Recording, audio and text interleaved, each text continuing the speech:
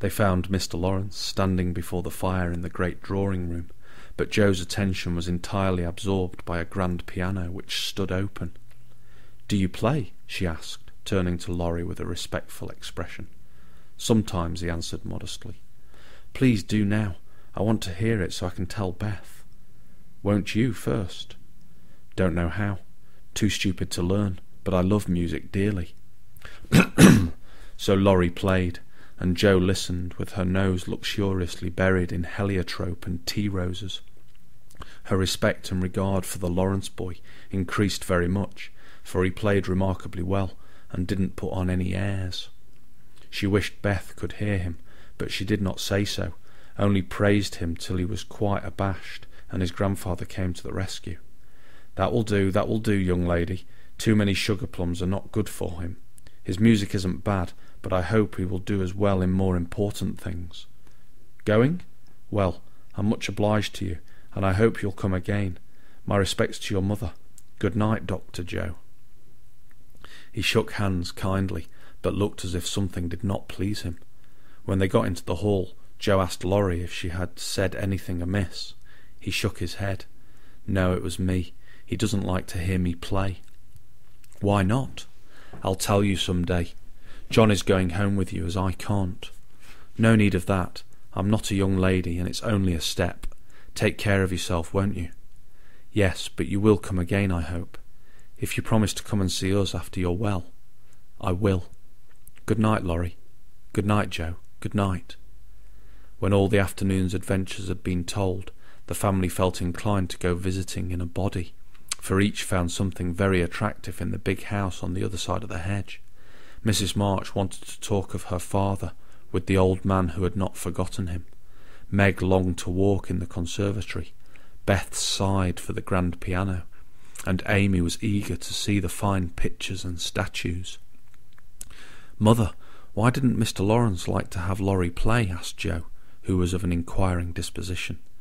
"I'm not sure, but I think it was because his son, Laurie's father, married an Italian lady, a musician, which displeased the old man, who was very proud.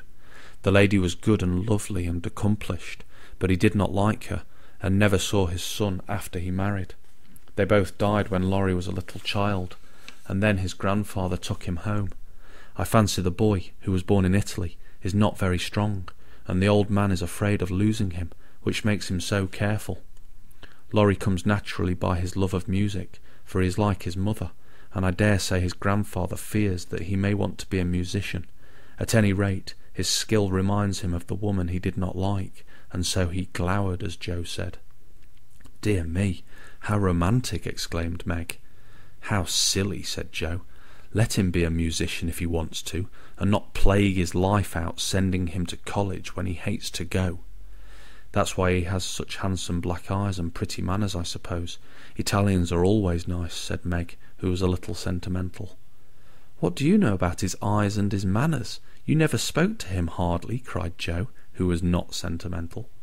"I saw him at the party, and what you tell shows that he knows how to behave. That was a nice little speech about the medicine Mother sent him." "He meant the blancmange, I suppose." "How stupid you are, child! He meant you, of course." "Did he?" And Joe opened her eyes as if it had never occurred to her before. "I never saw such a girl. You don't know a compliment when you get it," said Meg, with the air of a young lady who knew all about the matter. "I think they are great nonsense, and I'll thank you not to be silly and spoil my fun. Laurie's a nice boy, and I like him, and I won't have any sentimental stuff about compliments and such rubbish. We'll all be good to him, because he hasn't got any mother, and he may come over and see us, mayn't he, Marmee?" "Yes, Joe, your little friend is very welcome, and I hope Meg will remember that children should be children as long as they can." "I don't call myself a child, and I'm not in my teens yet," observed Amy. "What do you say, Beth?" "I was thinking about our Pilgrim's Progress," answered Beth, who had not heard a word. "How we got out of the slough and through the wicket gate by resolving to be good, and up the steep hill by trying, and that maybe the house over there, full of splendid things, is going to be our Palace Beautiful." "We've got to get by the lions first," said Joe, as if she rather liked the prospect.